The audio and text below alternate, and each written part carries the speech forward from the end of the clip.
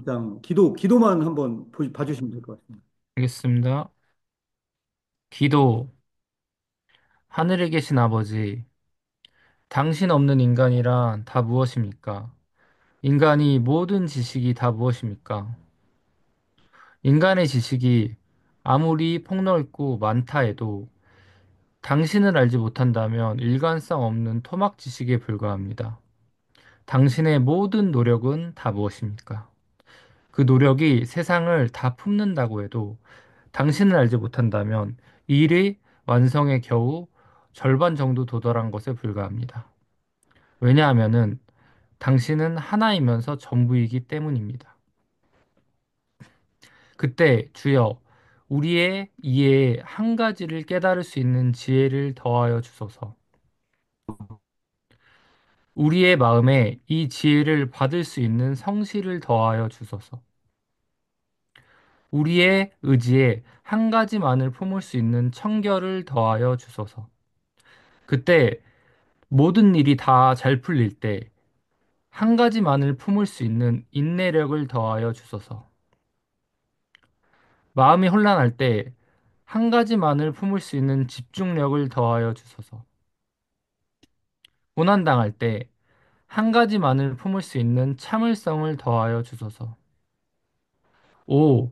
일을 시작하시고 완성하시는 주여, 날이 밝을 때 젊은이에게 한 가지만을 품을 수 있는 결심을 더하여 주소서. 날이 저물 때 늙은이에게 처음의 결심을 새롭게 할 수 있는 기억을 더하여 주소서. 그래서 마지막이 처음과 같도록 처음이 마지막과 같게 하여 주소서. 그래서 오직 한 가지만을 품었던 자의 삶이 되게 하여 주소서. 그러나, 이것은 이런 식이 아닙니다. 처음과 마지막 사이에 무언가 끼어들어 있었습니다.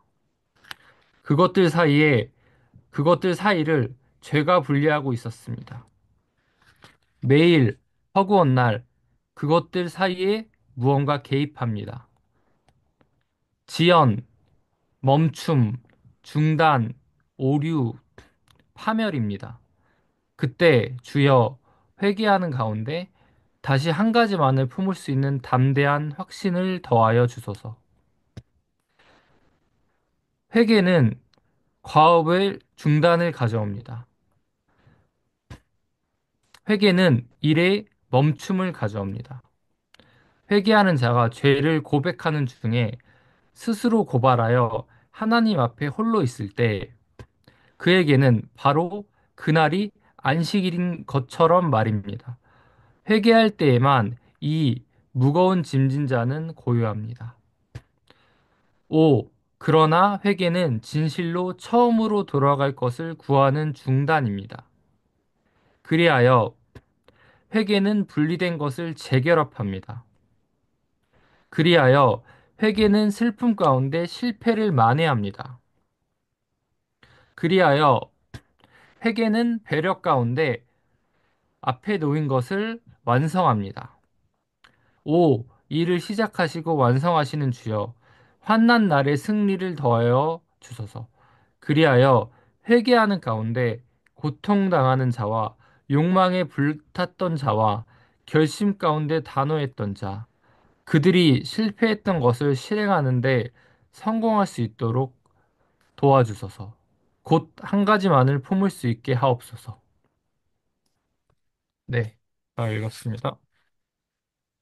네, 여기까지 혹시 뭐 질문이나 나눌 거 있으신 분 있으면 말씀해 주시면 좋겠습니다. 여기서 그 처음이랑 마지막이 나오잖아요.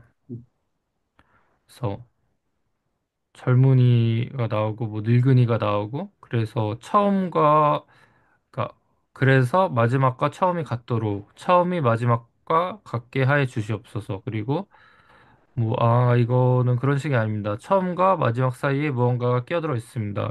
이렇게 하는데 그 여기서 말하는 마지막이 음, 이제 죽기 직전이고 음.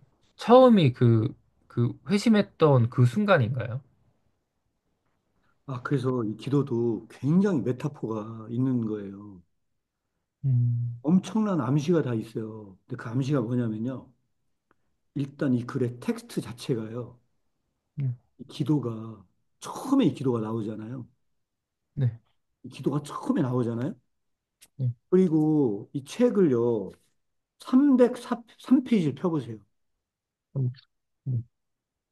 303페이지를 펴보잖아요. 이 기도를 똑같이 마지막에 반복하고 있어요. 그러네요. 이 책은 처음과 마지막이 같아요. 수미상관, 이게 굉장히 중요한 거예요. 이게 그래서 제가 얘기하는 게 이렇게 보면 전략상 처음과 마지막이 같게 쓴 거예요. 이 텍스트가. 음, 이 책을 처음부터 끝까지 안 읽어봤으면 진짜 그래서 이걸 말씀을 드리는 거예요. 이 기도가 얼마나 중요한 기도냐. 처음과 마지막이 같게 하소서. 이 책 자체가 처음과 마지막이 같게 글을 쓴 거예요. 그리고 그걸 기도문에 넣었어요. 이 자체를. 그럼 이 사이에 뭐가 껴있냐? 죄가 껴있어요. 이 사이에. 이 텍스트에 이 기도문과 기도문 사이에 다양한 영들이 존재하거든요.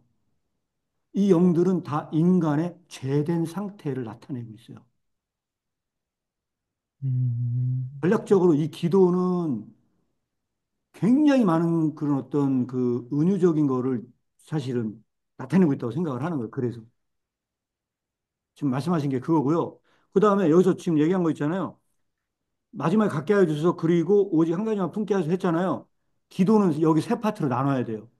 여기까지가 첫 번째 파트예요. 퍼스트 파트. 이 퍼스트 파트는 어떤 거냐면 아직 죄 짓기 전의 상태. 음, 여기까지는 아직 인간이 저기 불안의 개념으로 얘기하면 순진무구한 상태. 아직 한 가지만을 마음에 품은 상태가 됐는데 그 마음에 분열이 일어난 거예요. 그 다음. 그러나 이것은 이런 식이 아니었습니다라고 하는 거는 여기에서 어떤 존재론적인 타락이 내재된 거예요. 이 기도는 그렇게 분석을 해야 된다고 생각을 해요. 그럼 어디까지 가느냐? 이게 뭔가 개입합니다. 지연, 멈춤, 중단, 오류, 파멸입니다. 여기까지가 간단하지만 두 번째 섹션이에요. 기도의 두 번째 섹션. 그때 회개를 구하는 기도가 이거의 세 번째 섹션이에요. 음, 그래서 여기에서 이 분열을 자아의 분열이거든요. 이 자아의 분열을 해결할 수 있는 핵심 키워드를 하나 얘기해라. 회개입니다. 회개가 이 중단 멈춤을 결합시키는 기독교적 굉장히 중요한 운동이 하나라는 거예요. 그래서 이 작품 전체를 해석할 때 앞부분이 회개에 대한 부분인데 이거 이해 못하면 다음 장 제가 볼 때 소용이 없어요. 기독교적 이 후회와 회개가 뭔지를요 명확하게 얘기하는 게 이 장 단원의 시작 전에 예비적 논의거든요.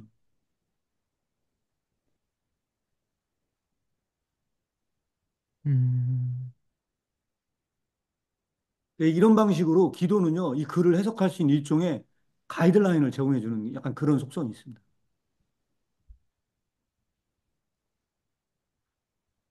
음, 음, 깊이 이해가 되는 것 같아요. 그리고 앞부분의 섹션은 한 가지잖아요.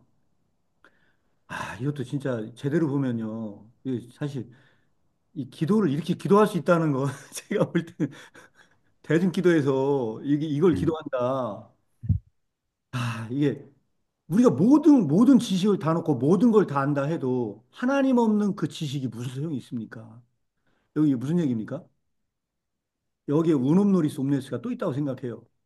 모든 걸 다 알아도 하나님 지식 없으면 그건 아무것도 아니야. 그런데 우리가 여기서 딱 한 가지만 알면 돼. 하나님 지식을 알면 모든 걸 아는 거야. 앞부분은 딱 그 얘기거든요. 하나님 없는 건 아무 소용이 없어, 다. 이 한 가지만을 구하는 거예요. 이 한 가지만을. 여러 개를 구하는 게 아니고 그 마음 자체가 분열되지 않도록 이 한 가지에만 집중하게 해달라는 거예요. 그래서 이 책을 단독자에게 바치잖아요. 단독자는 어떤 사람입니까? 킬케어의 단독자는 하나님 앞에 서 있다는 걸 날마다 망각하지 않고 살아가는 삶이에요. 그래서 그 하나님 없는 삶이 무슨 소용이 있냐는 거예요. 이게 이게 기도문에 일단 앞에 딱 있는 거예요. 이 존재 망각이라는 거거든요. 이게 하나님 망각은 존재 망각이기 때문에 모든 걸 안다 해도 하나님을 망각할 수는 없기 때문에 이 한 가지만을 잊지 않게 해달라. 앞부분은 사실 어떻게 보면 이제 그런 걸로 지적되는 것 같아요. 네. 그러면 혹시 그, 목사님, 그, 저희 이제 죽음에 이르는 병 할 거지 않습니까? 네. 근데 그 죽음에 이르는 병 할 때 절망 이야기하고 또 이제 죄 이야기하고 할 때 혹시 회개에 대한 이야기도 나오나요? 그 안에? 그 혹시, 안에 예, 명시적으로 막 많이 등장을 하진 않는데요. 이 음, 마음의 청결하고는요, 너무 닮은 꼴이 많거든요. 이 안에 절망이 많이 나와요. 음, 그래서 키르케고르가 그 주민의 병을 금방 썼거든요. 책을요. 뭐 금방 완성해요. 그래가지고 그 하우동 에드나운 그 앞에 서문에 뭐라고 얘기를 하냐면 키르케고르가 그 지금 죽음에 이른 병을 그렇게 금방 쓴 이유가 뭐냐. 앞에 키르케고르가 글 쓸 당시부터 지속적으로 사유했던 게 절망이었대요. 그리고 여기서도 음, 마찬가지고요. 그래서 그거는 워낙 머릿속에 들어있는 거예요. 그래서 금방 그걸 썼대요. 그리고 그 영어로 엘저브록인가 뭐 그래가지고 그 대수적인이라는 표현을 많이 쓰거든요. 그러니까 그 주석가들이 뭐라고 얘기를 하냐면요. 불안의 개념과 죽음에 이르는 병은요.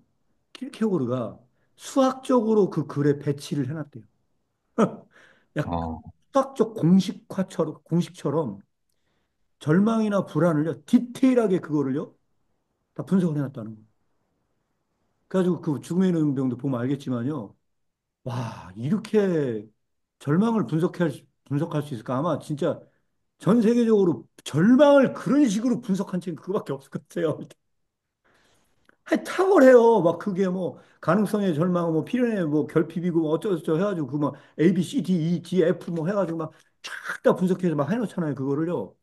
그게 일종의 그런 그 스피노자가 스피노자가 그 윤리 책을 쓸 때요.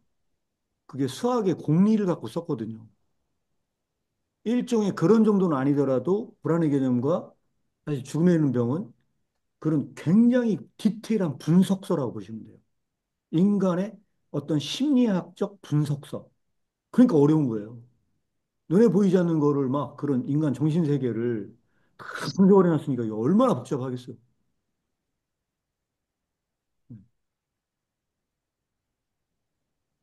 그 장종수 대표님께서 회계 물어보셔가지고 저도 생각을 방금 더듬어 봤는데 음, 죽음에 이르는 병에서 2장의 죄에 대해서 다루는데 거기에서 그 두 가지 또 죄에 대한 절망이 나오는데 첫 번째가 자기 죄에 대한 절망을 이야기를 해요. 아, 내가 이런 죄를 저질렀다. 이런 것에 대한 절망이 나오고 두 번째로 회개에 대한 절망이 나옵니다. 그러니까 우리가 죄를 지었을 때 혹은 내가 죄 가운데 있다라는 것을 자각했을 때 하나님께 회개함으로써 용서를 받을 수 있다라는 그 믿음으로 나아가지를 못하는 그것에 대해서 또 다루더라고요. 그래서 인간 존재를 회개와 연결시켜서 그렇게 이야기를 합니다. 네. 감사합니다. 네. 그 제가 음, 죽음에 이르는 병 지금 검색해 봤거든요. 음, 해봤더니 회개라는 단어가 11번 등장합니다. 어, 네, 11번. 그래서 회계에 대한 논의가 여기에서만큼 많지는 않지만 주로 다루는 게 그 지금 페이지를 보니까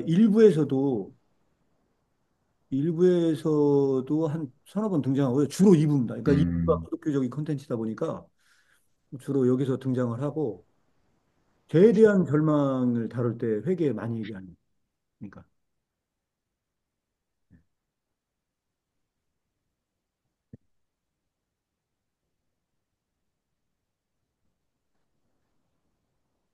아, 그리고 아까 유한이 형이 처음과 마지막 이야기 해주셨는데 이게 되게 또 여러 가지 각도로 생각을 해볼 수가 있을 것 같다라는 생각이 들었어요.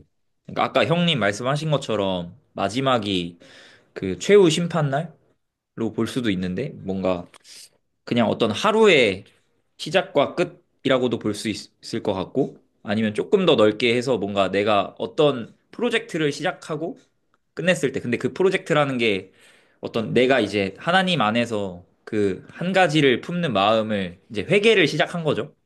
근데 음, 이제 어떤 광야 가운데 있는데 나의 삶의 여정이. 근데 그 광야를 다 지나고 나서 그 마지막에도 내가 그 처음 회개한 그 마음을 품고 있는지 그런 식으로 또 생각해 볼 수 있을 것 같고 좀 다양하게 이걸 우리의 삶의 순간순간마다 또 처음과 마지막 이렇게 표현을 할 수가 있을 것 같다라는 생각이 들었습니다. 그리고 저도 덧붙여서 말씀을 드리면요. 여기서 인용 구절이 어디냐면 빌립보서 1장 6절이에요. 1장 6절인데 그게 뭐냐면 너희 안에 착한 일을 시작하신 이가 시작했잖아요. 착한 일을 시작하신 이가 예수 그리스도의 날까지 이루실 줄 우리가 확신한다고 그랬거든요. 음, 근데 키르케고르는 이거를 그 성찬의 위로에서 뭐라고 설명을 하냐면 그 한 날을 살아냄으로써 그 날을 주의 날로 만든다는 거예요. 그 한 날을. 그리고 다음 날도 주의 날로 만들어요. 그리고 그 다음 날도 주의 날로 만들어요. 그러면 언젠가 궁극적으로 심판받아야 될 날이 와. 근데 그때 그 모든 날을 주의 날로 만든 것. 그 사람은 그 심판의 날이 두렵지가 않아. 근데 그걸 망각한 사람은 두렵고 떨어야 돼. 그런데 그 처음 시작이 그 마지막이 같게. 그런 의미에서 이게 약간 느낌이 받아들여진 것 같습니다.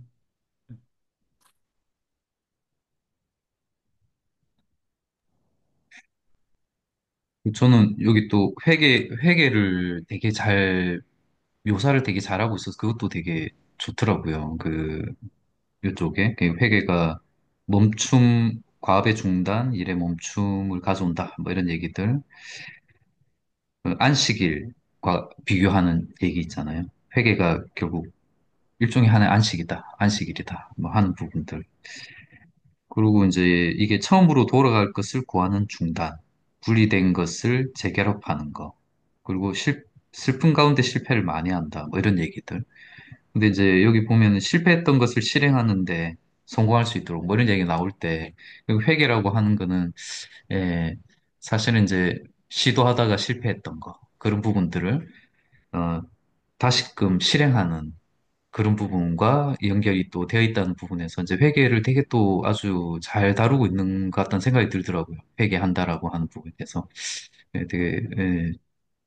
되게 좋았습니다. 좀 의미심장하게 다가오더라고요. 뒤에도 조금 그 후에 회계 이 부분 내용 나오는 것 같은데 되게 음, 좋은 개념이란 생각이 들었어요. 예. 그래서 여기 좀 더 부가서 설명을 드리면요. 이 회계는 사실은 멈춤이고 중단이거든요. 중단이잖아요. 뭐 아무것도 안 하고 가만히 있는 거잖아요. 근데 그래서 키르케고르는 이 회계를 뭐로 보냐면요. 그 중단할 때 가장 많은 운동이 시작돼요. 그래서 중단은 곧 운동이다라는 또 약간 그 변형법적인 설명을 하거든요. 가만히 있는 것 같은데 내면성에서는 가장 많은 운동을 하고 있다는 거예요. 실제로 행동을 할 때보다. 그게 회계입니다. 그게 과학적으로 봐도 네. 너무 맞는 말 아닌가요? 그러니까 내가 가다가 잘못된 방향이라는 걸 깨닫고 뒤로 돌려면은 음, 엄청난 가속도로 반대로 힘을 줘야 되잖아요. 그런 그렇죠. 의미에서 운동이 맞죠.